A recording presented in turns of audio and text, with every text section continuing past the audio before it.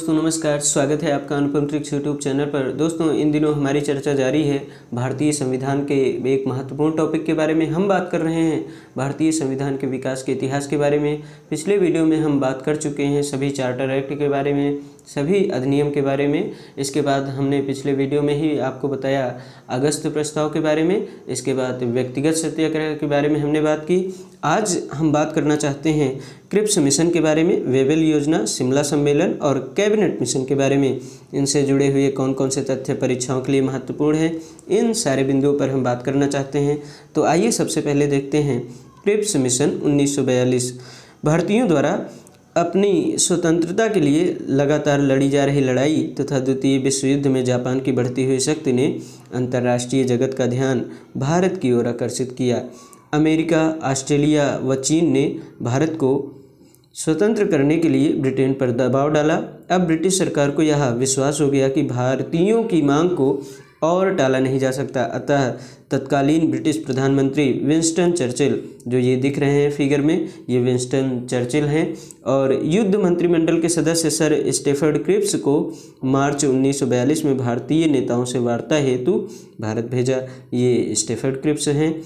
Cripps ने यह प्रस्ताव रखा। क्रिप्स प्रस्ताव की महत्वपूर्ण बातें ये हैं, युद्ध के पश्चात नए संविधान की रचना के लिए निर्वाचित संविधान सभा का गठन किया जाएगा। इसका दूसरा महत्वपूर्ण पॉइंट ये है कि भारत को उपनिवेश का दर्जा दिया जाएगा। लेकिन सबसे महत्वपूर्ण बात यह है कि प्रांतों को संविधान को स्वीकार करने या अपने लिए अलग संविधान निर्माण करने की स्वतंत्रता होगी। आगे देखते हैं।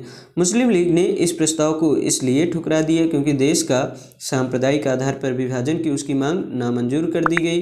कांग्रेस ने इस प्रस्ताव का विरोध इसलिए किया क्योंकि उसमें भारत को टुकड़ों में बांटने की संभावनाओं के द्वार खोल दिए गए थे। इस प्रकार कांग्रेस और मुस्लिम लीग दोनों ने क्रिप्स मिशन का विरोध किया।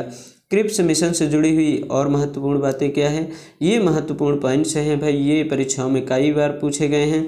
गांधी जी ने इस प्रस्ताव को बाद की तिथि का चेक अर्थात पोस्ट डेटेड चेक कहकर इसकी आलोचना की, जबकि पंडित जवाहरलाल नेहरू ने इस प्रस्ताव को एक टूटते हुए बैंक के नाम उत्तर दिनांकित चेक अर्थात पोस्ट डेटेड चेक अपॉन ए क्रैशिंग बैंक कहकर इसकी आलोचना की।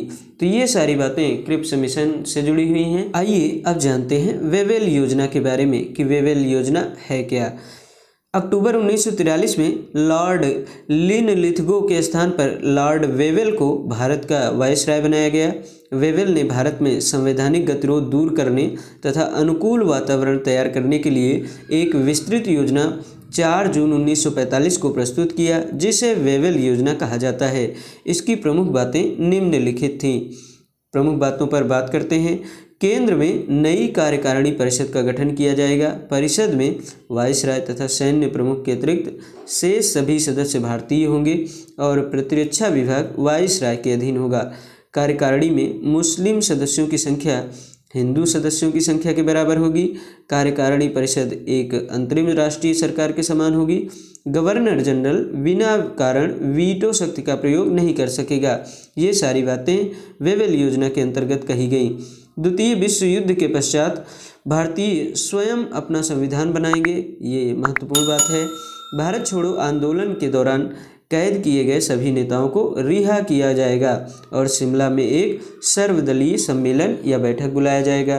तो ये सबसे महत्वपूर्ण पॉइंट है कि भारत छोड़ो आंदोलन के दौरान कैद किए गए सभी नेताओं को किस योजना के तहत रिहा किया गया, तो वेवेल योजना के तहत रिहा किया गया। तथा शिमला में एक सर्वदलीय सम्मेलन बुलाया गया, किस योजना के तहत, तो वेवेल योजना के तहत शिमला में एक सर्वदलीय सम्मेलन बुलाया गया। तो ये सारी बातें वेवेल योजना से जुड़ी हुई हैं। अब आइए देखते हैं शिमला सम्मेलन 1945। ये आपको फिगर में मौलाना अबुल कलाम आज़ाद दिखाई दे रहे हैं। वेवेल योजना के तहत 25 जून से 14 जुलाई 1945 के मध्य शिमला में एक सर्वदलीय सम्मेलन बुलाया गया।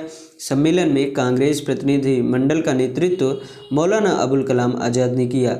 गांधी जी ने सम्मेलन में भाग नहीं लिया। तो दोनों ही प्रश्न आपसे पूछे जा सकते हैं कि सम्मेलन में कांग्रेस प्रतिनिधि मंडल का नेतृत्व किसने किया, तो मौलाना अबुल कलाम आज़ाद ने किया। किसने सम्मेलन में भाग नहीं लिया था, तो गांधी जी ने सम्मेलन में भाग नहीं लिया।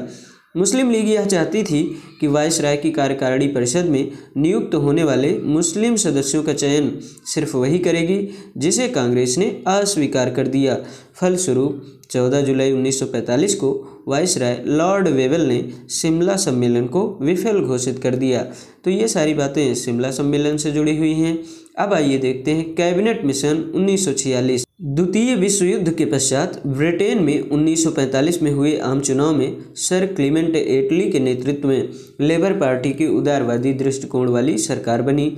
14 मार्च 1946 को प्रधानमंत्री एटली ने हाउस ऑफ कॉमन्स में यह घोषणा किया कि भारतीयों को स्वतंत्र होने का अधिकार है। इसके लिए उन्होंने कैबिनेट मंत्रियों का एक 3 सदस्यीय मिशन मार्च 1946 में भारत भेजा।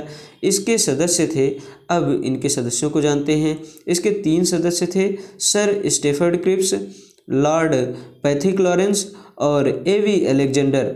स्टेफर्ड क्रिप्स व्यापार बोर्ड के अध्यक्ष थे, पैथिक लॉरेंस भारत सचिव थे तथा एवी अलेक्जेंडर नौसेना मंत्री थे। तो मिशन के अध्यक्ष लॉर्ड पैथिक लॉरेंस थे।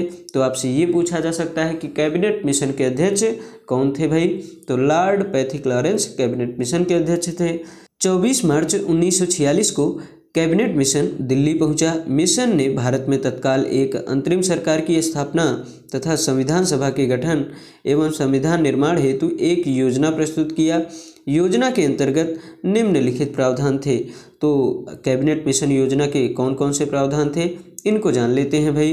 तो संविधान सभा का गठन प्रांतीय विधानसभा सदस्यों द्वारा अप्रत्यक्ष निर्वाचन प्रणाली द्वारा किया जाएगा, ना कि वयस्क मताधिकार के आधार पर। तो ये सबसे महत्वपूर्ण बात है भाई। संविधान सभा का गठन प्रांतीय विधानसभा सदस्यों द्वारा अप्रत्यक्ष निर्वाचन प्रणाली द्वारा किया जाएगा। प्रश्न यहाँ से पूछा जा सकता है कि संविधान सभा का गठन प्रांतीय विधानसभा सदस्यों द्वारा किस निर्वाचन प्रणाली द्वारा किया जाएगा? तो अप्रत्यक्ष निर्वाचन प्रणाली द्वारा किया जाएगा, ना कि वयस्क मताधिकार के आधार पर। सामान्यतः 10 लाख की जनसंख्या पर एक प्रतिनिधि संविधान सभा के लिए चुना जाएगा। तो प्रश्न ये भी पूछ लिया जाता है कि कितनी जनसंख्या पर एक प्रतिनिधि संविधान सभा के लिए चुना जाएगा। अगला महत्वपूर्ण पॉइंट ये है कि प्रत्येक समुदाय के प्रतिनिधि विधानमंडल में अपने समुदाय के सदस्यों द्वारा ही चुने जाने थे। मान्यता प्राप्त समुदाय निम्नलिखित थे। पहला समुदाय था सामान्य, दूसरा मुस्लिम और तीसरा सिख समुदाय था। प्रांतों के लिए अलग संविधान के निर्माण का प्रावधान था। संविधान सभा की कुल सदस्य संख्या 389 निश्चित की गई। तो ये प्रश्न पूछा जा सकता है कि संविधान सभा की कुल सदस्य संख्या कितनी थी? तो 389 थी, जिसमें ब्रिटिश प्रांतों से 292, देशी रियासतों से 93 तथा चीफ कमिश्नरी क्षेत्रों से 4 प्रतिनिधि थे। ब्रिटिश प्रांतों के 296 प्रतिनिधियों के समुदाय के आधार पर विभाजन इस प्रकार था। तो देखते हैं कि जो ब्रिटिश प्रांत के 296 प्रतिनिधियों का समुदाय के आधार पर विभाजन किस प्रकार है। सामान्य के 213 प्रतिनिधि थे, मुसलमान 79 थे और सिख के 4 प्रतिनिधि थे। संविधान सभा में महिला सदस्यों की संख्या 15 थी। तो ये बात भी याद रखें, ये भी प्रश्न पूछा जा सकता है कि संविधान सभा में महिला सदस्यों की संख्या कितनी थी। अनुसूचित जातियों की संख्या 26 थी तथा अनुसूचित जनजातियों की संख्या 33 थी। संविधान सभा की एकमात्र मुस्लिम महिला सदस्य बेगम एजाज रसूल थी। तो ये प्रश्न कई बार परीक्षाओं में पूछा गया कि संविधान सभा की एकमात्र मुस्लिम महिला सदस्य कौन थी? तो बेगम एजाज रसूल थी। हैदराबाद एक ऐसी रियासत थी जिसके प्रतिनिधि संविधान सभा में सम्मिलित नहीं हुए। तो दोस्तों ये सारी बातें कैबिनेट मिशन से जुड़ी हुई हैं। यहाँ से प्रश्न कई बार परीक्षाओं में पूछे गए हैं, जैसे कौन सी रियासत ऐसी है जिसके प्रतिनिधि संविधान सभा में सम्मिलित नहीं हुए, या फिर प्रश्न ये पूछ लिया जाए कि संविधान सभा की एकमात्र मुस्लिम महिला सदस्य कौन थी, या फिर संविधान सभा में महिला सदस्यों की संख्या कितनी थी। तो ये सारे प्रश्न बनते रहे हैं परीक्षाओं में, तो इन सारी बातों को याद रखें। दोस्तों आज का वीडियो यहीं तक रखते हैं, मिलते हैं अगले वीडियो में। वीडियो देखने के लिए आपका बहुत बहुत धन्यवाद।